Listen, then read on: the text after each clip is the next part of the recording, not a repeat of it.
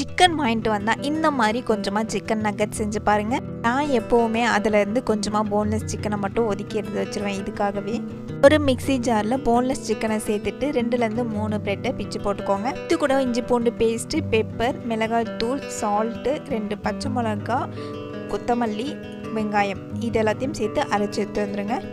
லாஸ்ட்டாக இது கூட கொஞ்சமாக ஆயில் சேர்த்து நல்லா பிசைஞ்சு விட்டுக்கோங்க. இப்போ மிக்ஸி ஜாரில் ஒரு ப்ரெட்டை போட்டு நல்லா பவுடர் மாதிரி அரைச்சிட்டு அதை ஒரு பேனில் சேர்த்து ஃப்ரை பண்ணி வச்சுக்கோங்க. இது வந்து பிரெட் க்ரம்ஸாக நம்ம யூஸ் பண்ணிக்கலாம்.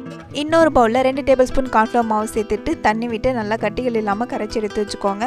இப்போ நம்ம ரெடி பண்ணி வச்சுருக்க மாவு ஒரு வாட்டி கலந்து விட்டுட்டு இந்த மாதிரி பாக்ஸ் ஷேப்பில் தட்டி எடுத்துக்கோங்க. இந்த கார்ன்ஃப்ளவர் மாவில் டிப் பண்ணிவிட்டு பிரெட் க்ரம்ஸில் 2 சைடும் கோட் பண்ணி எடுத்துகிட்டு ஆயிலில் போட்டுருங்க. 2 சைடும் நல்லா ப்ரௌன் ஆகிற அளவுக்கு திருப்பி விட்டு ஃப்ரை பண்ணி எடுத்துக்கோங்க. இந்த அளவுக்கு கலர் சேஞ்ச் ஆனோன்னு எடுத்துடலாம். அவ்வளோதான், ஈஸியாக வீட்டிலே சிக்கன் நக்கட் செஞ்சாச்சு.